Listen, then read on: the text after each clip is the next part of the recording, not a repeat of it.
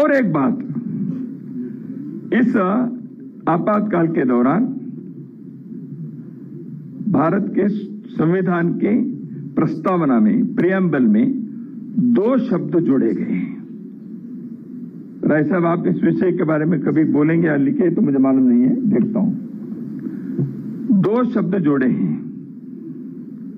हम सब लोगों को मालूम है सेक्युलरिज्म और सोशलिज्म के, वो प्रस्तावना में नहीं थे, पहले प्रियम्बल में नहीं थे। उन 2 शब्दों को जोड़ा है। प्रियम्बल शाश्वत रूप से है। क्या सोशलिज्म के विचार आइडियोलॉजी के नाते क्या शाश्वत है भारत के लिए? सेक्युलरिज्म का शब्द भारत संविधान में नहीं था, प्रस्तावना में जोड़ा है। विचार में होंगे सेक्युलरिज्म के, बाकी गवर्नमेंट पॉलिसीज में है, स्टेट पॉलिसी में है, वो अलग बात है। तो इन 2 शब्दों को प्रस्तावना में जोड़ा।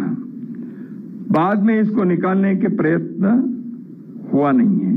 चर्चा हुई, दोनों प्रकार के आर्गुमेंट्स हुए, तो क्या वो रहनी चाहिए प्रस्तावना में?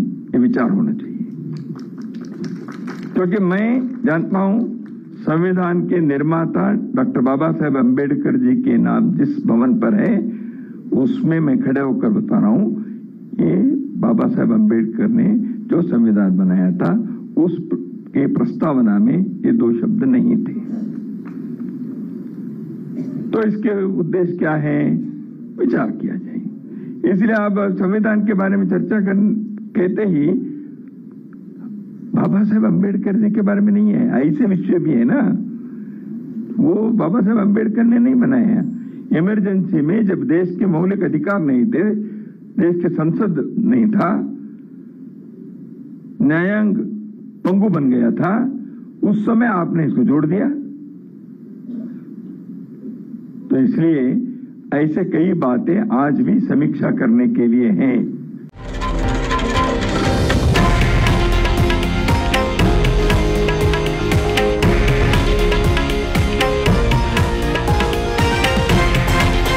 हे आहे देशातील नंबर 1 न्यूज नेटवर्क आणि आपण पाहत आहात TV9 मराठी, एकमेव।